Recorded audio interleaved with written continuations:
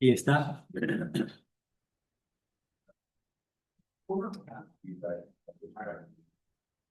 Pablo.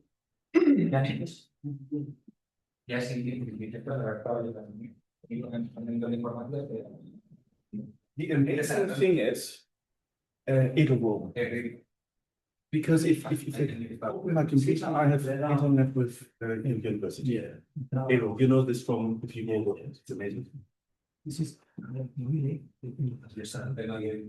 in this area of history. Yes. The universality or not the concept the universality of education. Yes.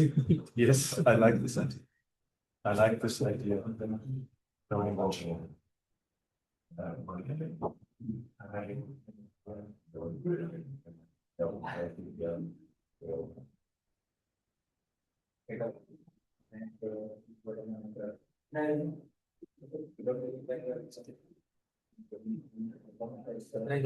No hay vasos aquí. Ha ido Jaime. Ha ido Jaime. Ah, pues sí, as you see, gender perspective is quite overall because there is only that is Madrid and I think who is there? He is the Alemania. Yeah. Who is I took the university.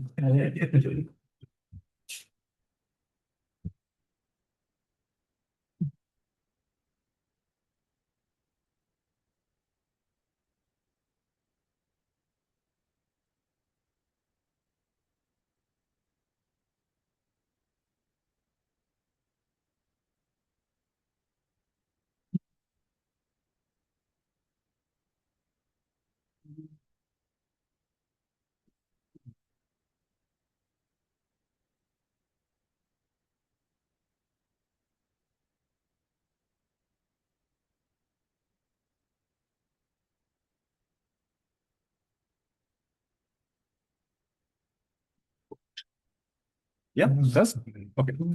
Yeah, they confirm me that they Okay. David, dice que hay 3 personas en la sala de espera. Estos que te hay que darles admitir. Intenta entrar desde aquí.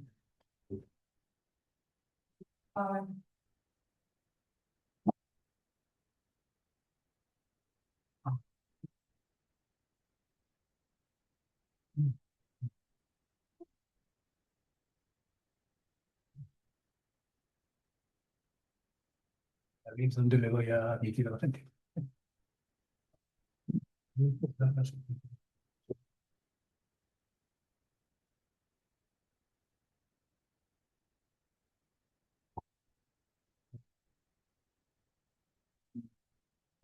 Admite todo. Y ahora ya se van. Yo me voy a dar ya se me ha ido. Adolfo, Daniel, Mateo, ahí. So when I go on microphone, if they want to ask an question or something, you can, or we can give the permission to. Ok, perfecto. ¿Pues empezamos o...?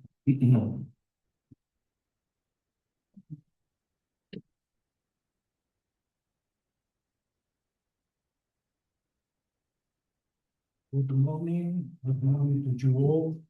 Welcome to the 82nd session of our Jesus González Amuchastegui Permanent Seminar.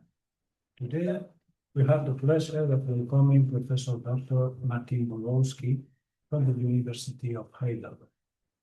Professor Dr. Borowski is Professor of Public Law, Constitutional Theory, and Philosophy of Law at the Faculty of Law of the German University. He obtained the degree of Juris Doctor with a dissertation entitled Fundamental Rights as Principles. Subsequently, he obtained the degree of Professor of Law with the habilitation thesis Freedom of Belief and Conscience as a Fundamental Right in the German Constitution. Both degrees were obtained at the Christian Albert University in Kiel under the supervision of Robert Lex. Oh, thank you very much. He specializes in topics relevant to the dogmatics of fundamental rights in Germany and the philosophy of law. In this sense, I will highlight the topics of the concept of law, morality and normativity of law, the structure of fundamental and human rights, subsunction and weighing as methods for the application of fundamental and human rights, and law in general, as well as law and religion regarding the dogmatic and constitutional theoretical dimension of fundamental and human rights of freedom, of faith, and conscience. Some of his work are available in Spanish. His book, Elementos Esenciales de la Dogmática de los Derechos Fundamentales, translated by Arnulfo Mateos and published in Tirando Blanc in 2022, is probably one of his most relevant works. I have seen that there was another second edition in 2024. Likewise, it is available his book, La Estructura de los Derechos Fundamentales, translated into Spanish by Carlos Bernal Pulido and published as the issue 25 of the Pounds collection of Teoría Jurídica y Filosofía del Derecho, promoted by Luis Villar Borda at the Universidad de LXXXII from Colombia in 2007. In this context of the Universidad del Externado, his article, La Disciplina ante el trasfondo de la transformación de los derechos morales en derechos fundamentales, has also been recently published in Revista de Derecho del Estado with the Spanish translation by Arnulfo. In Spain, he also published his article La restricción de los derechos fundamentales in the issue from May-August 2000 of the Revista Española de Derecho Constitucional with a translation by Rodolfo Aran.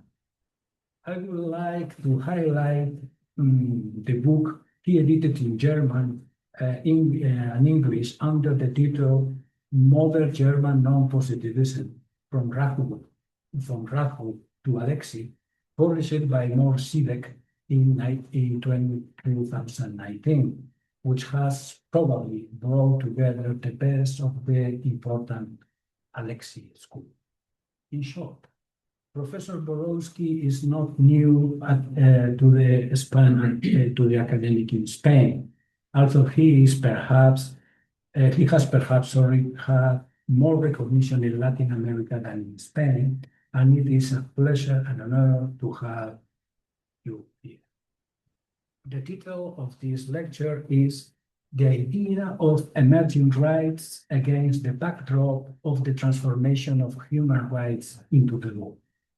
It is particularly gratifying that this line of work represents a sharp convergence between our intellectual interests and that this work is intended for publication in a monograph in the Journal of Political Studies, La Revista de Estudios.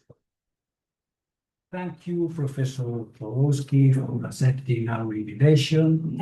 As you know, as custom, it is for the speaker to speak about 40 or 45 minutes, and then to open a discussion with those present in the room, as well as with the public who are following your presentation online. But of course, we are attentive to your preferences.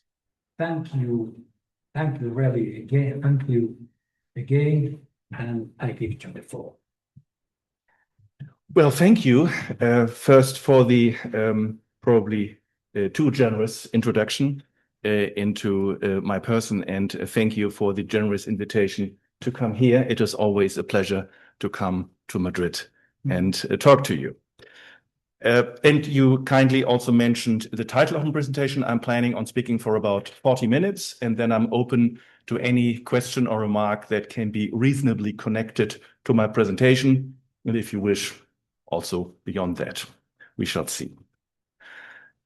Yeah, there has recently been some debate on emerging rights or new rights in international human rights law. This includes contributions focusing on certain contents, such as human trafficking, privacy in IT contexts, a right to water, rights of animals or nature or parts thereof, and more things. And as well as a more fundamental inquiry into in what sense rights may be considered new and the mechanics of such rights emerging. The idea of a new or emerging right is certainly undergirded to a certain extent by leitmotifs of international human rights law, namely multilateral human rights treaties as living instruments and their dynamic interpretations. These are old ideas. At the national level, there was certainly an expansion, some people say inflation, would say expansion of constitutional rights, and in the European Union, the Charter of Fundamental Rights is actually relatively new. The idea that there should be ever better protection might have been, however, forceful in convincing at the beginning of the historical development of international human rights law. The more the standard of protection has generally improved, the less powerful the idea of ever better protection becomes. The protection of human rights cannot be infinitely improved because it does not come without costs. Most notably, there is a democratic cost. If a legal position is definitively protected by legal instruments transforming human rights, it becomes impossible to withhold this legal position following a democratic process. It's excluded. This insight led Robert Alexi to his procedural concept of fundamental rights in the national context, according to which constitutional rights are, quote, rights that are so important that the decision to protect them cannot be left to simple parliamentary majorities. It is perfectly possible to argue that certain legal positions should not be seen as guaranteed by fundamental rights, but that the decision to grant them should be left to a directly democratically legitimated parliament. And this is to say that the historical development is not a one-way street. Rights that have emerged at one point in time may well submerge as a matter of fact, that is empirically, later, and may do deservedly so. The adverb deservedly in the last sentence of the previous section hints at the normative dimension, which must be distinguished from the empirical dimension. One can watch and report actions and processes from the perspective of the observer. For example, Kerstin van der Deken and Nikolaus Koch, in a contribution to an collection on new human rights, it's the first article actually, distinguish three main phases of recognizing new rights, namely idea, emergence, and full recognition. The first phase, idea, is described as, quote, being governed not by legal but by political and intellectual activity undertaken by human rights activists and scholars. They call them norm entrepreneurs.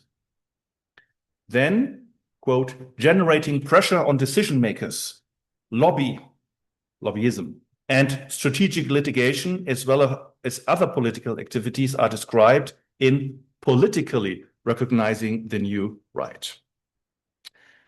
The characteristic of both national and international fundamental rights, the objective claim to transform moral rights into the law, is at best superficially mentioned in passing by referring to, quote, discussions based on the assumption that the law must be developed to better protect certain human rights interests, close quote, in this first phase.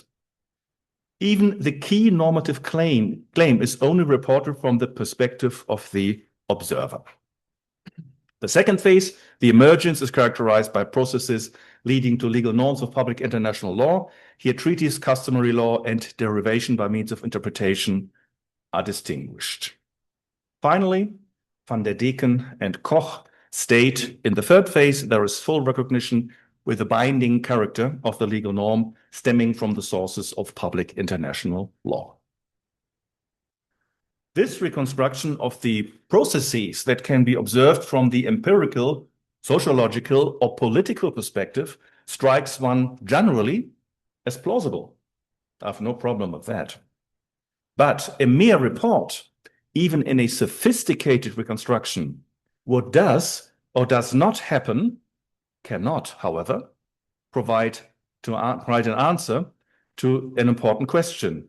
Is a new right supposed to emerge? Does happen or not what ought to happen or ought to happen not? The kind of normativity that transcends law is moral normativity.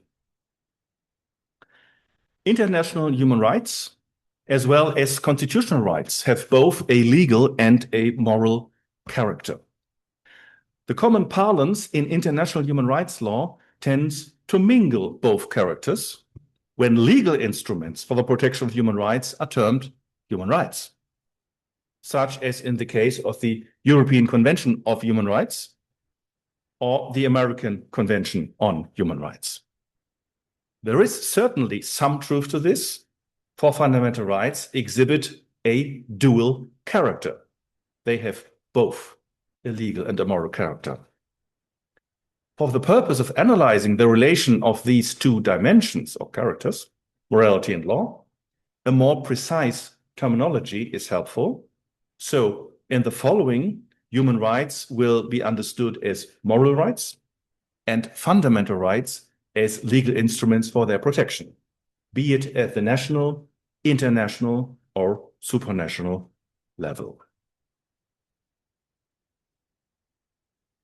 Now, there are following standard definitions that actually are explained and unfolded in greater detail in one of my contributions to the edited collection that my host, Professor Dr. already kindly mentioned.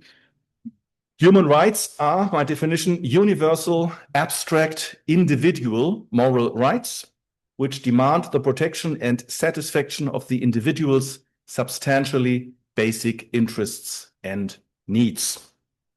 They serve as the yardstick for the legitimacy of legal instruments for the protection of human rights. Each of these characteristics needs to be unfolded in greater detail.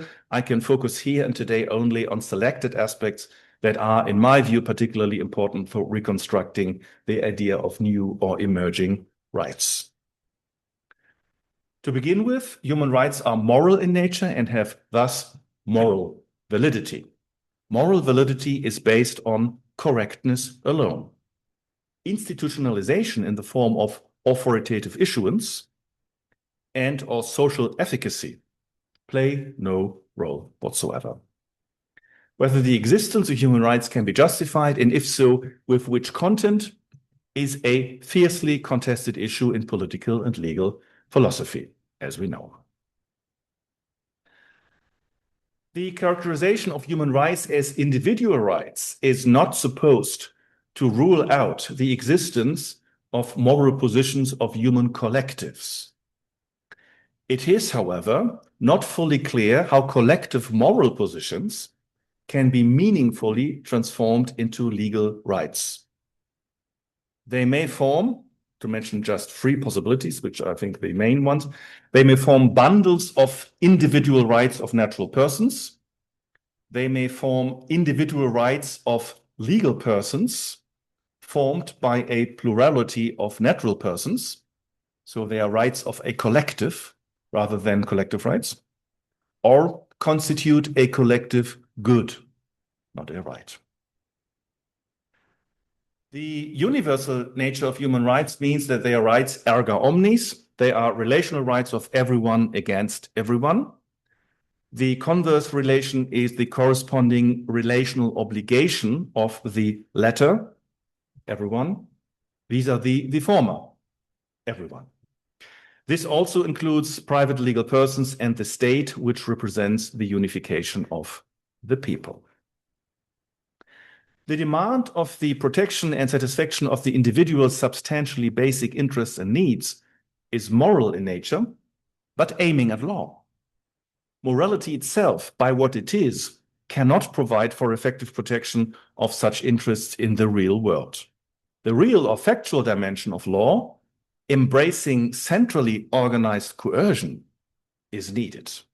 This is the argument from effective protection on behalf of transforming moral rights into law. The second argument is authoritative cognition.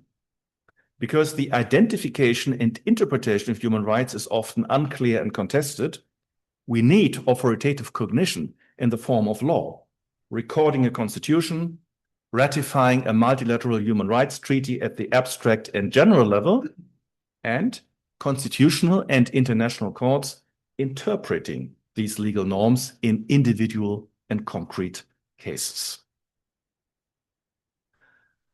Now to fundamental rights. Fundamental rights are rights of positive law that objectively claim to transform human rights into law. They are, moreover, individual rights against the state, abstract rights, and substantially basic rights with priority within the legal system. The priority in the legal system has three aspects. The legal norm providing for fundamental rights is supposed to be at the highest level of the hierarchy of derogation in the legal system, such as constitutional rights in the national framework. International human rights law is, however, largely not part of jus cogens. There's a problem here. Second, the legal norm ought to be of binding character, which is to say that courts should be empowered to establish violations and impose effective sanctions. This is a demanding definition of binding. Yes. Finally, the holder of the right ought to be empowered to take his or her court to case. The fundamental right is supposed to be a subjective right or claim right. The transformation of morality into law places the state center stage. Moral rights erga omnes are turned into legal rights against the state. Moral direct horizontal effect becomes legal indirect horizontal effect. Insofar as dangers arise from fellow citizens for fundamental interests of the individual, rights to protection, that is, literal positive rights, are key. So, human rights that can, owing to their mere moral nature, only be reasons for subjective rights themselves, imply subjective rights at the legal level. Individual moral interests may imply a collective dimension at the protection at the legal level, when legal persons are considered holders of fundamental rights. And collective moral interests may be furthered by allotting rights-like legal structures to individuals, which I call extrinsic rights as opposed to intrinsic rights. We may have a discussion on this maybe later. This is to say that while there are significant parallels between the moral and the legal dimension of rights, for example, moral freedom of religion is transformed into legal freedom of religion, of course, there may be also important structural changes in the process of transformation. Both fundamental rights and human rights exhibit a dual character. Human rights are moral rights that require morally that their content be transformed into law, and fundamental rights are legal rights that lay claim to transform moral rights into the law. And this transformation of morality into law is not a one-way street, as one might think on first glance. One might think that we need to justify the content and structure of human rights as moral rights first, and only once we have done that, transformation into law can take place.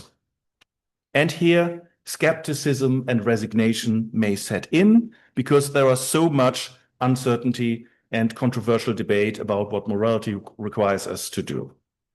There is, however, also the reverse direction.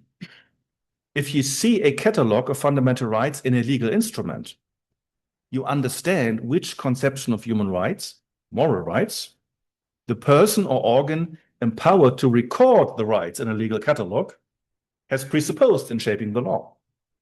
And this becomes even clearer if you add the case law of the relevant courts or treaty body into the legal picture.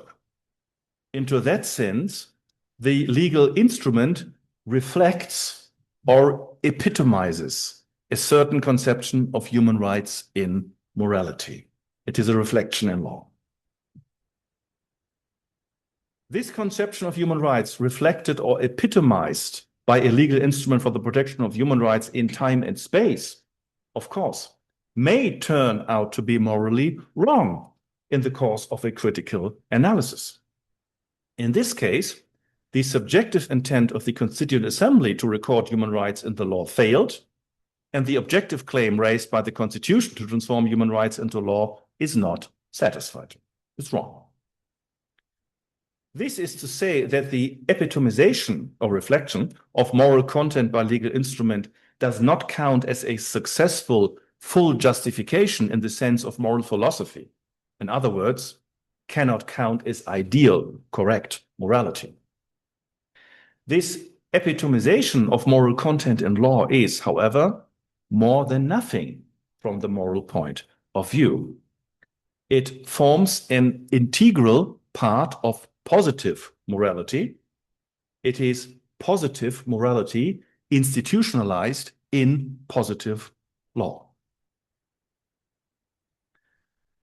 Instead of conceding the processes involved in establishing fundamental rights as two separate unidirectional processes moving from morality to law and vice versa from law to morality, I think the continued human effort to balance and rebalance the ideal and the real dimension of legal instruments for the protection of human rights resembles a hermeneutical circle. The decision to record a certain catalogue of fundamental rights in a constitution represents an interpretation of morality, and in turn, the interpretation of legal instruments needs to consider what morality requires. And both processes mutually influence each other, and they are moving, so to speak, in circles in different directions. Good. And this dynamic, this hermeneutical circle thing, so to speak, is that occurred to me when thinking about emerging rights, because there's some dynamic aspect to it. And so this is actually new, I think. Now some clarifications might be good. Against the backdrop of Robert Alexi's thesis of the dual nature of law, you may have heard about this, it might suggest itself to clarify my thesis on the dual character of fundamental rights. It might be tempting to classify human rights, moral rights, as ideal in nature, and legal instruments for the protection as purely real in nature. For legal instruments for the protection of human rights are authoritatively issued and have social efficacy, which are characteristics in the real dimension. The very point of my dual character thesis is, however, that both dimensions, the moral and the legal dimension, are interdependent in both morality and law. Morality itself is ideal in nature, but requires transformation into reality. So it's connected to the real dimension. And legal instruments in the real dimension lay claim to transforming morality, ideal dimension, into law, thereby transcending the real dimension. The latter claim means that law has, apart from being part of the real dimension, an ideal dimension. This is actually an implication of another element of Alexi's legal philosophy, namely an implication of the thesis that the law necessarily lays claim to correctness. That is his argument from correctness, and that law has thereby an ideal dimension. People in the audience who consider themselves positivists may ask whether the idea of legal instruments for the protection of human rights laying claim to transforming moral rights necessarily implies a non-positivistic concept of law. If the answer is positive, or even only might be positive, this might deter self-assessed positivists, among them the majority of our Anglo-Saxon colleagues, from accepting the idea of the dual character of fundamental rights. After all, Alexi advances his argument from correctness on behalf of a non-positivistic concept of law. However, an argument from a non-positivist is not necessarily an argument that inevitably leads to non-positivism. Alexei claims that the argument from correctness serves as a foundation for his argument from injustice, according to which extreme injustice is no law. The latter argument, the argument from injustice, undoubtedly leads to a non-positivistic concept of law. Yes. But this is not so clear for the former argument, the argument from correctness seen for itself, which echoes Gustav Radbruch's basal criterion, according to which, quote, law is the reality whose meaning is to serve justice, close quote. In both cases, Alexei, correctness, Radbruch, basal criterion, a necessary connection between law and morality is presupposed. It is, however, in both cases not fully clear which consequences moral defects have. If either the claim to correctness is raised but not fulfilled, or the claim is not even raised. Without delving too deep into legal philosophy, let me just say that the answer depends on where precisely you draw the distinction between positivism and non-positivism. If you focus on the criteria for the identification of valid law and regard only theories as non-positivistic that presuppose moral correctness in some form as a criterion for the identification of valid law, such as Radbruch's formula and Alexei's argument from injustice. And if you assume that not fulfilling, not even raising the claim to correctness does not deprive positive law of its legal character or legal validity, then the argument from correctness and legal positivism are clearly compatible. So there's no problem here. I hasten to add that not even harder positivists who deny the claim to correctness from the perspective of the mere observer would bother me with an eye to the dual character of fundamental rights. If you purposefully limit your perspective to a report from the empirical and analytical standpoint, you should not be surprised to see nothing else than concatenations of physical and psychical facts and relations between and among them. You took the decision by choosing your point of view, so to speak. Okay. Now, the dual character thesis proves, in my view, helpful in explaining the characteristics and features of fundamental rights. I can only sketch some thoughts here today.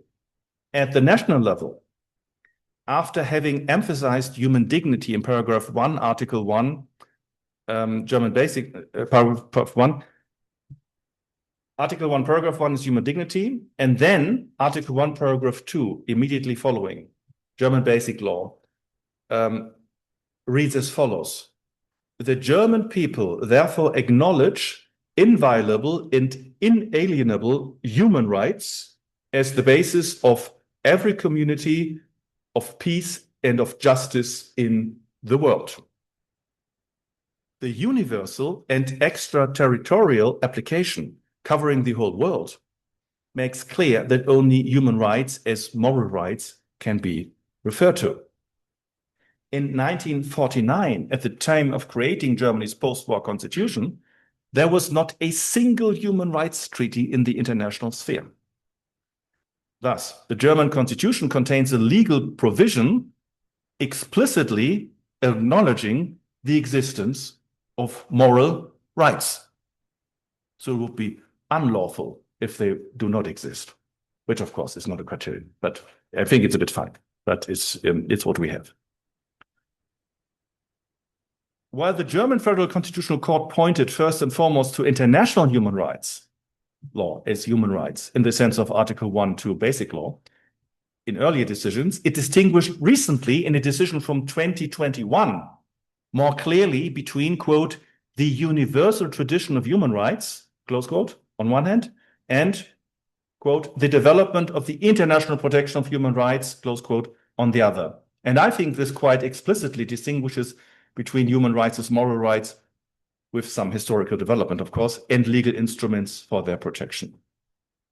What is more, this decision from 2021 of the German Federal Constitutional Court contains an astonishingly broad claim.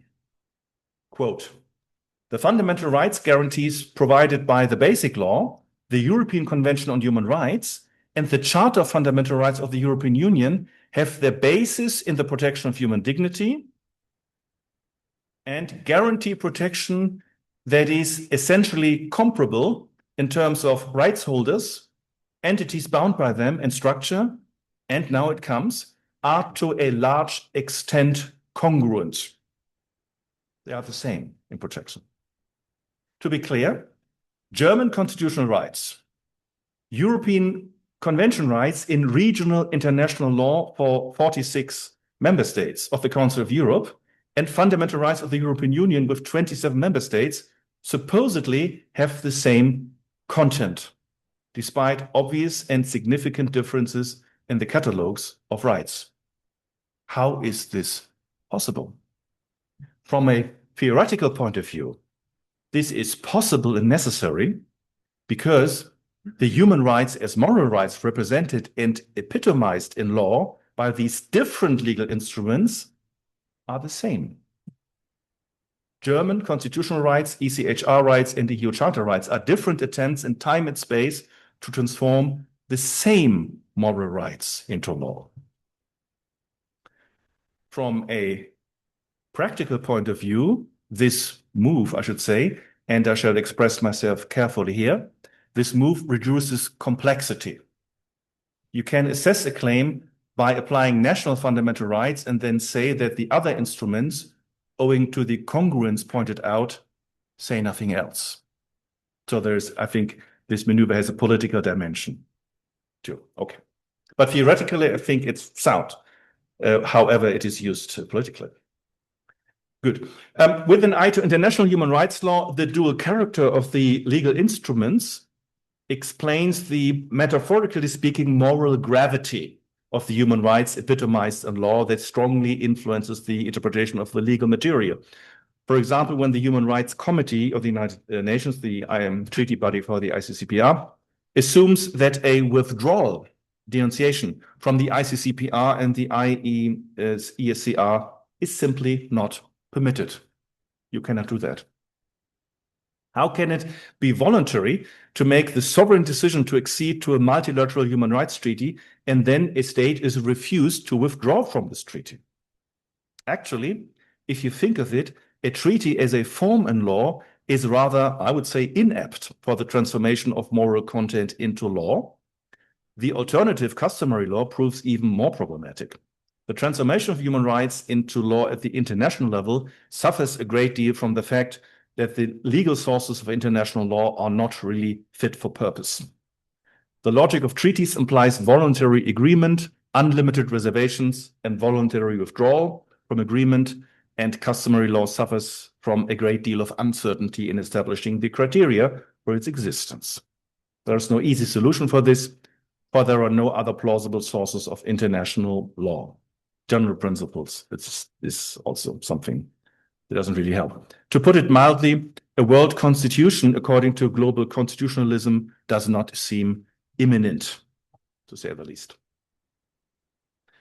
What is more, a great deal of concretization of human rights protection is undertaken beyond subsumption in balancing in the structure of proportionality analysis.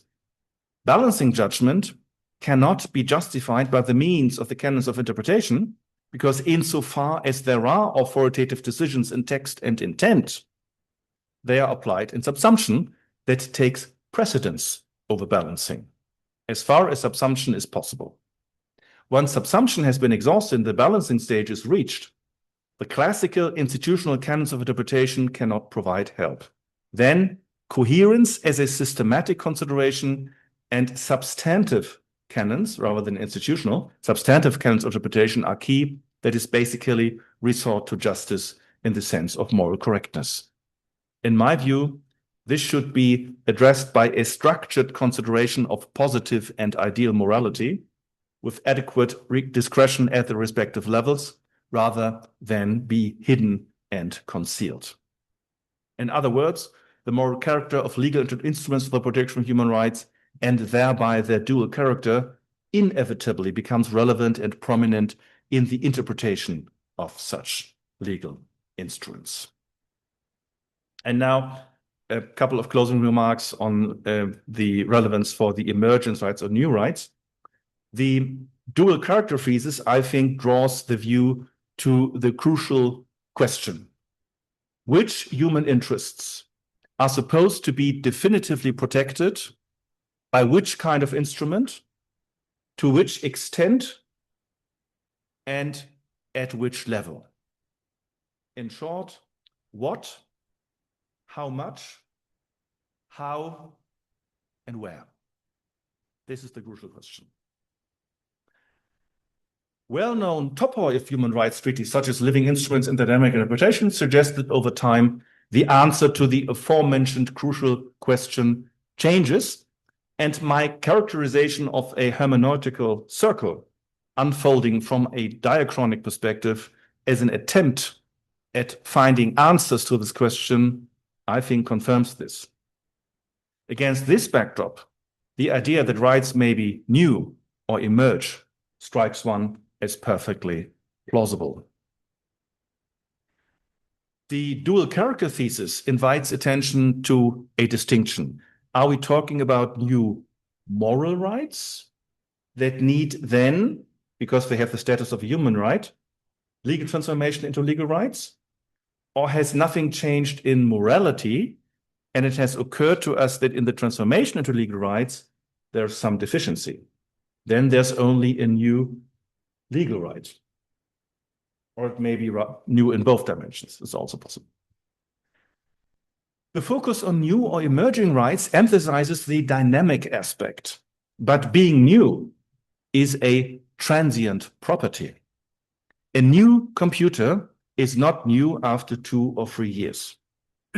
And the same fate awaits every right that is considered new today. It will not be new after a couple of years. There is nothing wrong with highlighting the dynamic aspect of the development of human rights and their protection, but this is, I think, meaningful only if it does not distract from the crucial question, but explains why a better answer to the crucial question demands the change in question. In short, even in light of changes, the crucial question remains crucial, hence the name. Considering the characteristics of fundamental rights, improvements of protection can take on different forms. A fundamental interest previously not protected can now be protected by a new legal instrument or a new provision in an existing legal instrument, amendment of some form. There are, however, more general and more special fundamental rights. It may well be that in the current situation, there was already some degree of protection. The new right now is supposed to improve the protection for some special form of the fundamental interest. But can we properly call this a new right? This is a rebalancing of the degree of protection between and among special forms of a fundamental interest that was previously already protected. This could also be done, at least to a certain extent, simply by means of interpreting the more general fundamental rights accordingly. And it is far from clear what must be explicitly mentioned in the text of provisions for recording fundamental rights and what can be left to interpretation by courts or treaty bodies. Too few explicit decisions endanger legal certainty. Too many and too detailed explicit decisions run the risk of leaving gaps and not aging well. This is the other danger. Even if one is confident that a right can be properly called a new right, it deserves to be emphasized that there may be far less visible, but nevertheless very important changes in the diachronic perspective. The protection of an existing fundamental right that was not previously provided for in a binding legal instrument may now take on legally binding character. So the right is not new, but it's now stronger protection. Or fundamental interest that enjoyed only objective protection in the legal order is considered a subjective right. Again, it's stronger then. In that sense, talking about improvements in protection strikes me as more comprehensive than claiming new rights. It would be interesting to analyze phenomena often referred to such as rights inflation. Judicial activism is on my list against the backdrop of the dual character thesis and the crucial question. And certainly, generally, more distinctions should be unfolded in greater detail. For lack of time, I shall confine myself to brief remarks on the inflation of the phenomena called rights. Among the so-called new or emerging rights are rights of animals, of rivers, or parts of the landscape or ecosystems. To be clear, only persons who are, in principle, capable of taking an autonomous decision on whether to go to court to defend a legally protected interest can be holders of a subjective right. This does not apply to both animals or things. For the sake of clarity, I say this first without wanting to equate living beings with dead things. Second, that does not mean that animals do not have moral value and do not deserve protection on law. They arguably do, although in what sense and how much needed a careful analysis on thorough justification. It is not, and this is my only point here, it is not that everything that has moral value has to be transformed into a legal subjective right. Transformation is a teleological process. Law is a means for moral ends. And law has forms and instruments of effective protection available other than subjective rights. According to Ronald Dworkin, rights are trumps, but not every moral trump is necessarily a subjective right. Thank you for your kind attention, and I look forward to your questions and remarks.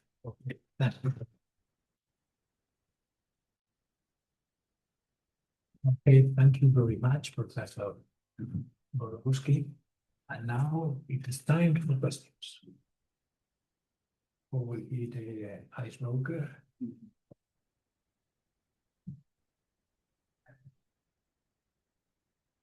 I can. Oh. Thank you for your presentation, for being here today, sharing with us your paper that I really want to read carefully and not.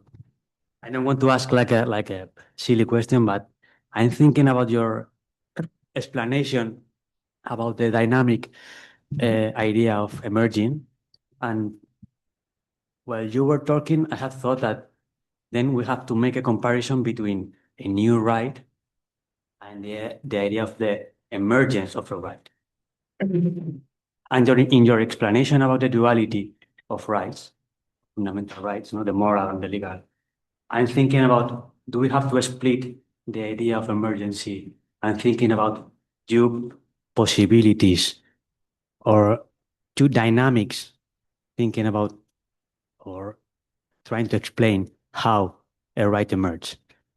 A right emerges in a moral way when we identify a new interest or need in your approach, then become a new right as a different state of process.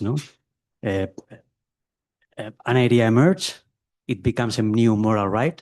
Then this new moral right can emerge in a process as a legal right, and then we identify a new legal right. So the idea of emergency, and this is one part of our project, trying to identify what are we talking about when we try when we talk about emergency. We have to split, in your approach, we have to split the idea of emergency.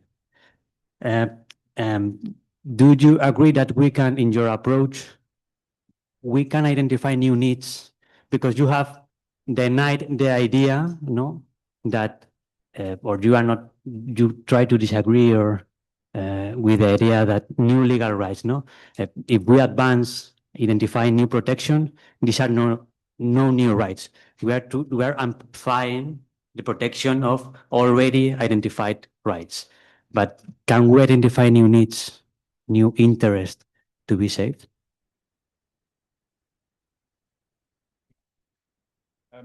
I think your question is referring, I so to speak, explicitly agree that there is some dynamics going on. And you can have a static view, of course, but over time, and this is what I call the diachronic view over time. So something's going on here. I think what bothers me, I don't want to say this is of course brief and needs to be unfolded and clarified. And you said I need to read more carefully, and I admit I have to write more carefully and develop these things. And this, of course, is a part of the exercise leading to, I don't know whether it's good, but better papers than when they are hopefully accepted for publication. It is kind of a prudent process. So I'm not bothered about the dynamic aspect. And I would say that among those candidates who are claimed to be new rights, there are many candidates which are not new in the sense that there's content protected that was not previously protected whatsoever. I'm not saying that a totally new right is impossible. So this dynamic development can be a slow evolution, but there can be, and we know that this happens in human history, there are sometimes leaps, big jumps, paradigm shifts, they're often called. So this can be kind of slow everyday development over time, and then much is happening in short time. I have no problems in admitting there may be new rights. I'm not saying this isn't impossible. I think the debate covers too many different cases, and we have to separate these different cases. Now, your technical question was aiming at the question, can there be different pathways, so to speak, if I have the legal and the moral character? And yes, there can be different pathways. At the end of the day, the idea of the dual character is that these things are, in the course of the dynamic process, will reconnect to each other in the structure I call the hermeneutical circle. So something that changes in morality has a tendency to find expression in law, and if something happens in law, it will only survive and thrive in law if this has moral legitimacy. So wherever you begin the change and where is, so to speak, your focus in the dynamic development, this can be more on the moral side, it can be more on the legal side, yes. But there will always be a tendency in this hermeneutical circle running around the circle, kind of reconnect these two sides, the legal and the moral side. But this is not criticism or so, this is just, I think, more a remark of myself. So I think the answer is a kind of yes. Yeah. Okay, thank you. Go ahead.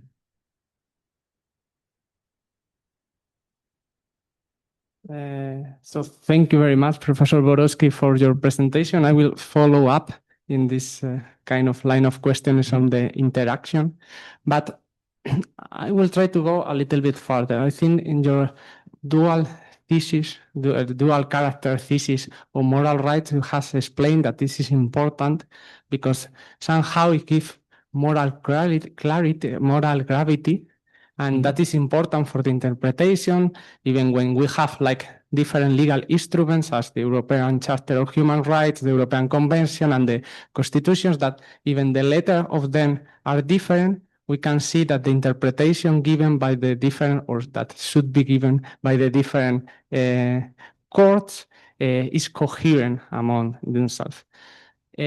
What I was thinking is, in this evolutionary approach, it's also, I think, means that when a new right is recognized in a new legal instruments, or like in several legal instruments, somehow at some point it should be like a normative claim to be included in the other legal instruments, because everything is part of an ideal dialogue on the normative dimension of what should be recognized as a human, as a legal right. It's like the whole, I mean, like, I don't know, 80% of the constitutions of the European countries recognize a new right. Somehow the European Convention should like also include this new right. This is the first question. The second one is related to what you have spoken on collective goods. It resemble, I mean, I'm not an expert in Alexis' theory. I read his books, also your books. I read one article where Robert Alexi, I think he recognized that human rights have like a double dimension, subjective dimension and an objective dimension. This objective dimension is recognized by the German Constitutional Court in several judgments, particularly I work on the right to communications. And Alexi also, he recognized that in that right, the objective dimension is somehow prevalent. He always tried to transform this objective dimension in a subjective one, because for him, I think like human rights are always like individual claims, subjective claim. When you were speaking about this collective view of human rights, I think it's important to recognize this collective dimension, and in other way that is another approach, the objective dimension, because it has a consequence when we think and when we translate it into law. For example, I think like the emphasis on the subjective dimension on rights in the European Convention of Human Rights, it's have transformed in a particular idea of victim, that when you enter to recognize the right to communication, that is what I study, the problem is there is no victim that can claim this objective dimension of the right and enter and have a standing in front of the court. And I don't know if that will happen also if we don't recognize in a sufficient way the collective dimension that a human right can have, because it could say that, okay, it's the right of everyone, of each of us, but at the same time of everyone. So then who is the real victim of the case? Who has a standing? That's it. Thank you. Yeah, thank you. Thank you. I think two very important questions. From the perspective of legal argumentation, when you said constitutional courts in interpreting instruments for that they are responsible, they look to other constitutional courts within the international sphere. I think this is understood by an instance of what I would consider systematic interpretation, that is comparative arguments. So you have historical arguments, you look back in time, what have we done before, did it work or did it not work? And if you look at comparative arguments systematically, you look at other legal systems, what have they done, did it work or not, are we in relevant aspects comparable or not, because comparative arguments are very difficult to satisfy, so to speak, in their claims. But this is automatically a thing. Yeah, this is something that happens and should happen. I didn't mention this, but of course it should be mentioned probably in the paper in some point. At the ECHR level, we have the element of the European consensus when it comes to the margin of appreciation. And I think this is something about positive morality in the respective legal systems. It's in a place where you wouldn't expect it in the first place when it comes to the extent of discretion. Okay, but at least it is there. What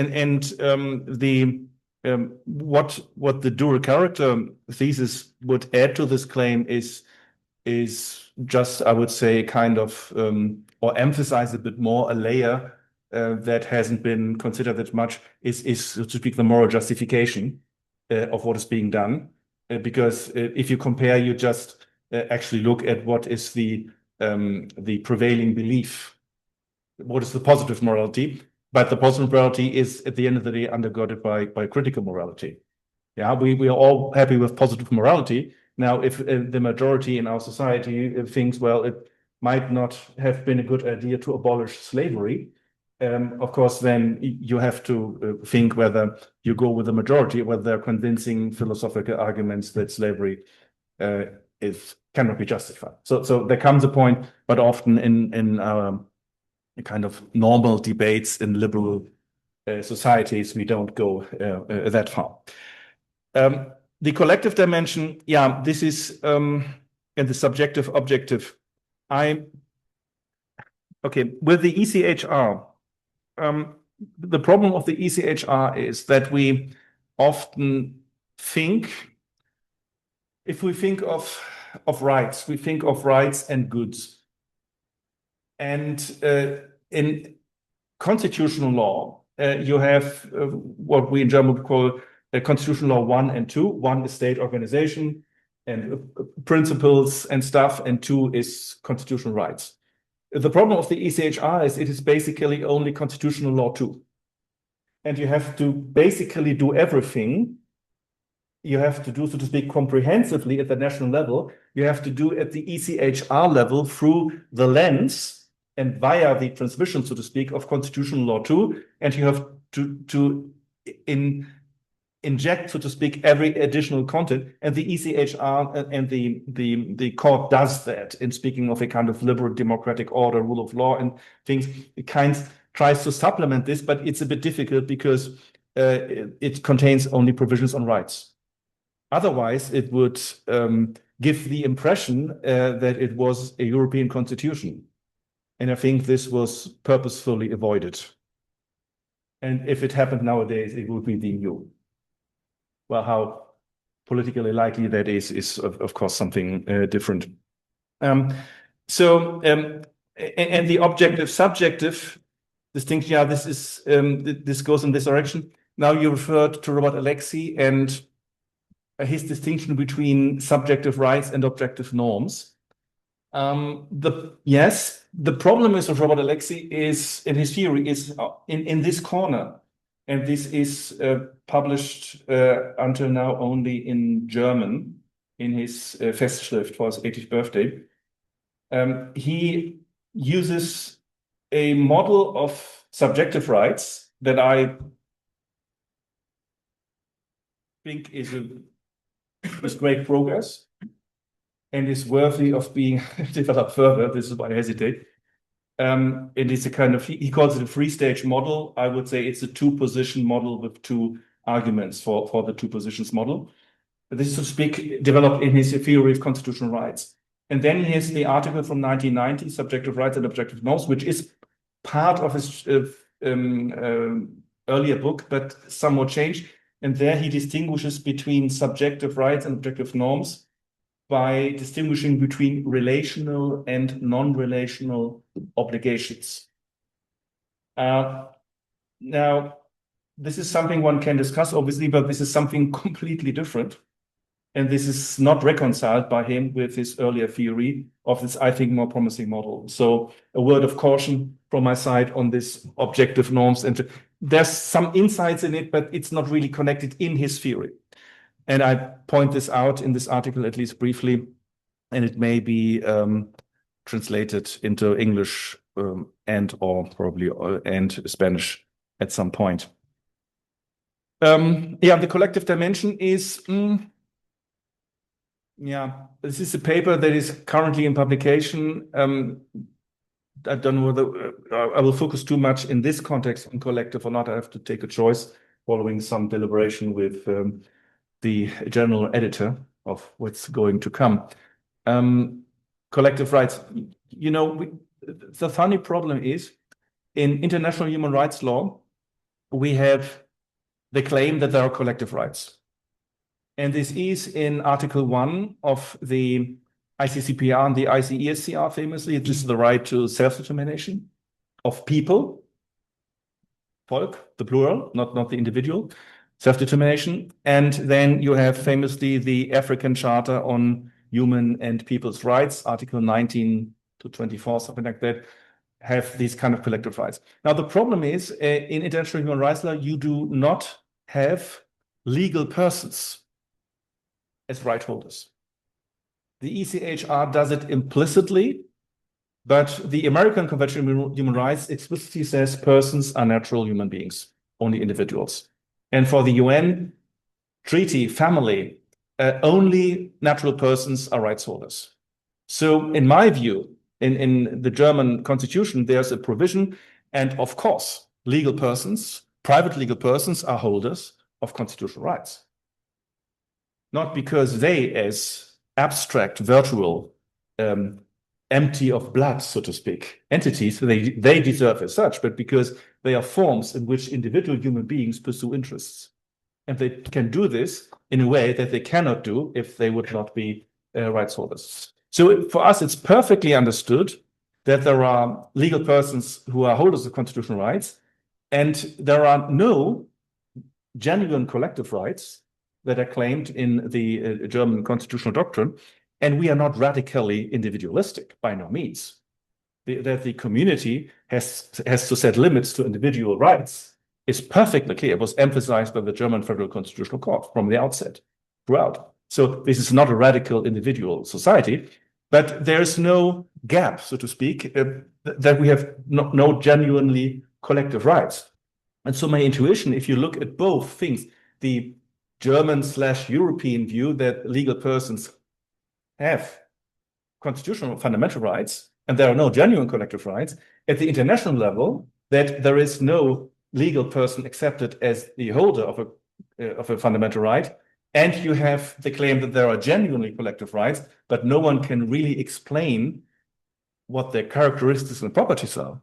It strikes me, if you just lay these things to be, that the answer lies in the international sphere to having legal persons, what I called individual rights of a collective, which may sound a bit provocative, but it's something we have to think of.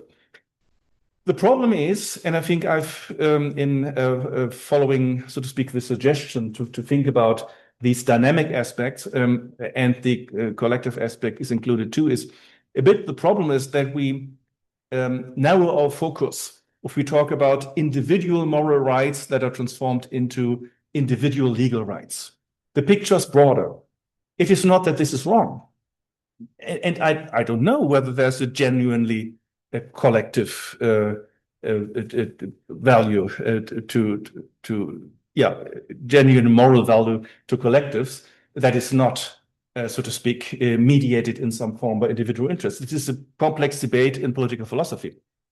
I can't rule this out, but and this is, I think, the new move, so to speak, that I tried to do in this paper, to explain that we have to be a bit more, have a broader view on the individual collective dimension. One, I mentioned this with these extrinsic rights. Well, if you look at market freedoms, and this is, I've spent some time in the UK, and they are not very keen on the idea of human rights and fundamental rights there. And they say, well, European Union, we have these market freedoms. We don't need fundamental rights. We have market freedoms. So these are, to speak, the fundamental rights in the EU context. And they didn't like the Charter, of course, at least some of them, as we know, all sorts of palavers there. What is a market freedom? A market freedom is basically a legal structure for the protection of a collective good. That is the common market. The common market is an economic structure. It is a collective good. And the consumption of being part of the internal market is non-consumptive. So you do not have a share in the common market that if you take your share, others cannot have it. It's the rivalry in consumption that is, so to speak, the definition of a collective good. So the market freedoms protect a collective good. How do they do this? They do this by giving individual citizens the right, if their individual interests run parallel to the collective good, to go to court and defend the collective good, but not the individual interest. Now, the interesting question, is this a right? Yes, in some sense, this is a right, because this is a legal position, the collective good, and there is the competence of an actor going to court, kind of enforcing something, but not his or her individual share in something, in individual interest, but, so to speak, to act as an agent for the collective good. It's a bit like now this metaphor is probably a bit provocative, but you know, there is a fungus that infects ants. And so it makes the ant go to the top of the grass at some point, and then the ant is eaten by an animal that feeds on the grass, and then some kind of development circle of the fungus is continued, and it's a very horrible thing. You think of it, but in terms of course, you could think of the Kantian prohibition of using someone else just as meats. The problem is this is not the problem here, because the actor who goes to court is not forced to do this. The actor is free to do this if, so to speak, accidentally the interests are overlapping, and there's an individual interest that is also furthered by this. If it goes against the individual's interests, the individual is at liberty not to go to court. So he doesn't have to crawl to the top of the grass, but just stay where it is. So this is not the problem here. But this is not, at least not a right in the classic sense. And it's a right. You can use the structures that resemble subjective rights. You can use them for promoting and furthering collective goods. And now this could also be done if you protect animals or nature. So you can say these are goods, they are rights of nature or animals in itself, and you can further the legal position by giving human beings, some kind of NGOs, the right, and Klimasenioren of the Swiss case, and is one of the, you can do that. I'm not opposed to that. I'm not a purist in the sense there can only be subjective rights in the classic sense. There can be all these other constructions. My only point is one should see what one does clearly, because this may influence how the interests at stake are developed. This has found acknowledgement that the market freedoms do not protect the individual interests of those who go to court, because there's now new legislation, well, not new litigation, and in which it was made clear that if you want to pursue your individual interests, you have to consider the fundamental right, the individual right, so to speak, in connection with the market freedom, if both things have to be considered. Because the question is, if you have the structure and you do proportionality, what is actually what you protect in proportionality? Is it the individual interest or is it the collective good, or both? It's a long answer. Just let me add one aspect. This is known from German constitutional rights reconstruction if it comes to free speech, that in defending free speech claims, there's not only the individual interest in free speech, but there's also a collective good that is important, that is democratic deliberation. And if you defend your own egoistic interest to free speech, and this may be strongly undergirded and actually enforced in weight by this collective good. So it's if it comes to balancing, you need to know, what am I actually balancing? You have to be clear on this. Otherwise, this whole thing becomes, of course, pointless.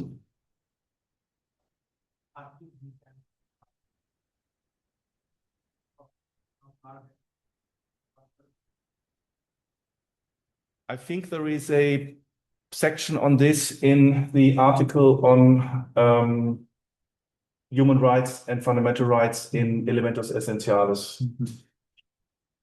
Should be in there, in Spanish. Yeah, should be in there. Thank you. Thank you very much for your presentation. My question is kind of connected with what already David and Ruben said. If I understood correctly, your thesis is that once there is an already recognized legal right whose new demands for efficiency appears, then we are not talking about necessarily a connection with the emergency of a moral right, but exclusively an emergency of a new legal right. So I think that there may be the differentiation between moral claims and moral rights could be relevant, because our constitutions has a lot of moral claims in the sense of statements that says what is wrong or what is good. But there are kind of few moral rights in the sense of entitlements that we can reclaim as such. In philosophy, moral philosophy, the difference between moral claims and moral rights says that when you have a moral right, you have the most powerful type of moral claim that you have. So maybe in our constitutions, there are rights that appear as moral claims that with the time became moral rights. So when we demand for the efficiency of that already recognized legal rights, there is a changing also in the moral conception about that rights.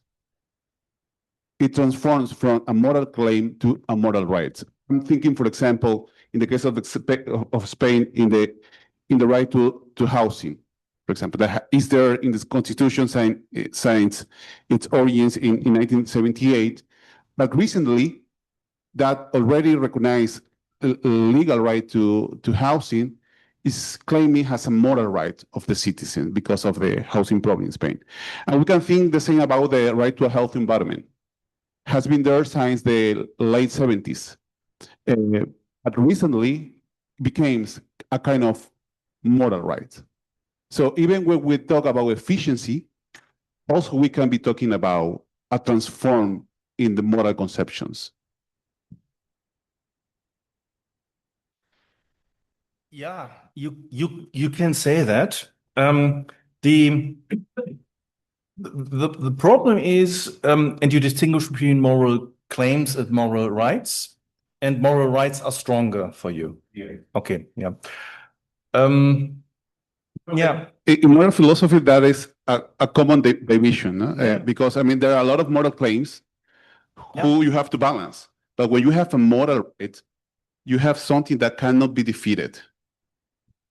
Yeah. Exactly. And we have moral claims, we have moral rights, and we have human rights. And the question is, how do human rights relate to moral rights? Do human rights exhaust the class of moral rights, or is human rights again a subclass of moral rights, something that is even more stronger? And of course, that one thing that has, I would say, bedeviled the debate on fundamental rights, which is because of the dual character thesis, or you can say this is actually not new. This is something we have known for quite some time. This is also a moral debate.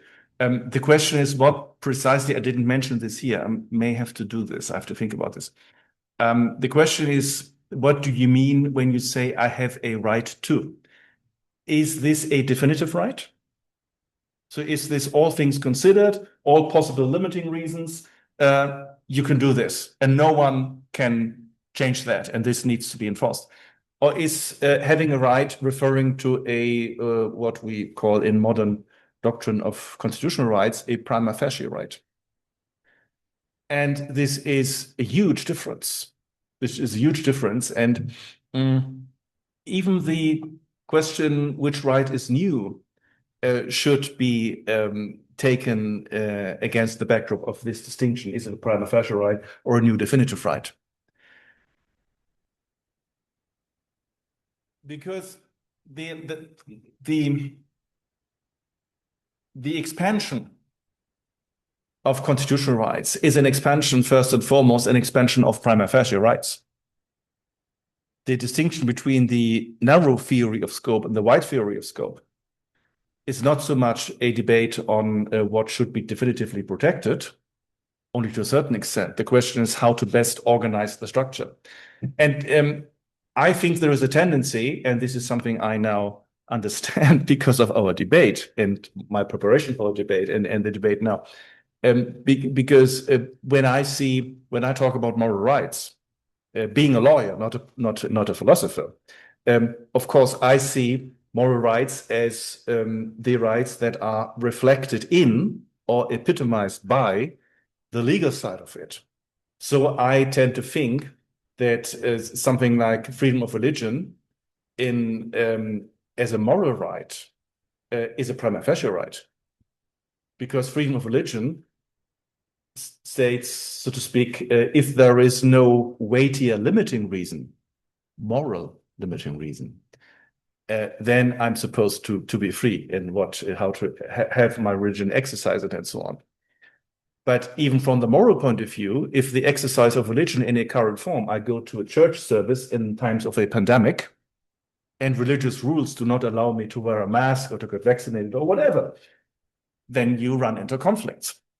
Now, in moral philosophy, if you don't talk about concrete cases, then this whole dimension that you come up with prima facie claims and that there are actually legitimate reasons, substantive or formal reasons, not to be allowed at the end of the day, that your liberty, this is a problem. And so you can talk about all these things, no problem.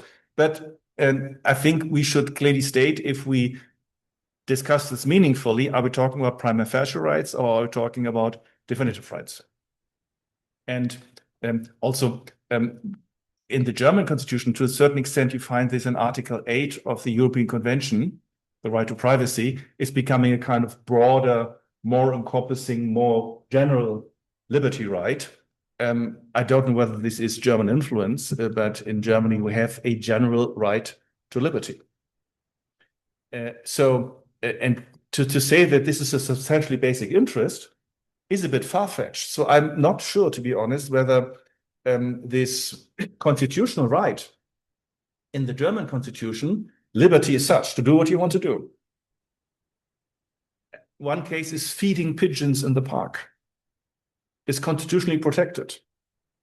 Now, this is fundamentally substantive basic interest to feed pigeons in the park.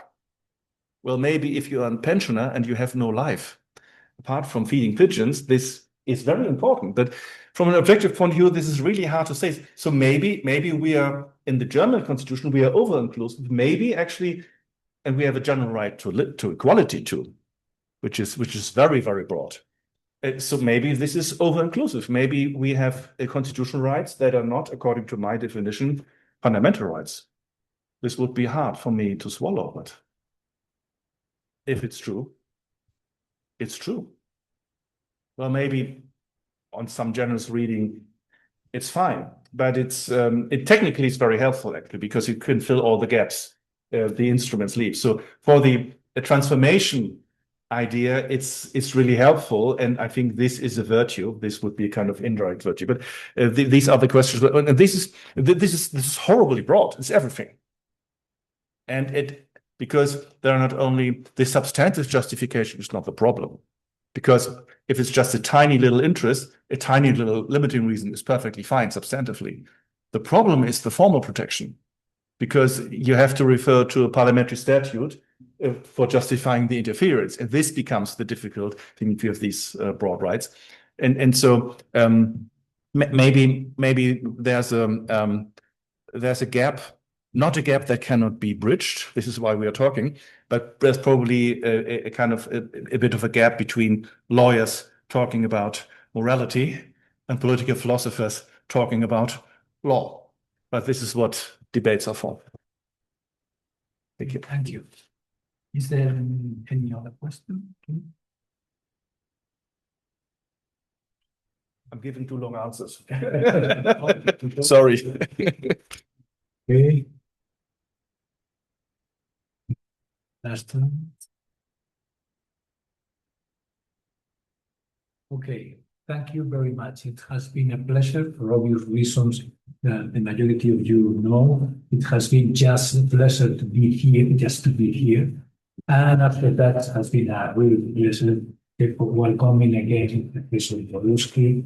Listen to this challenging and demanding thinking introduction. It has been very, very interesting. I think that the debate has been very attractive. Thank you.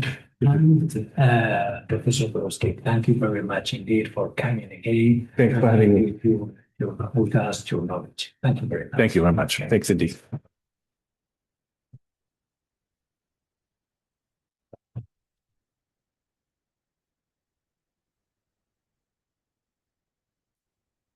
No one defended animal rights.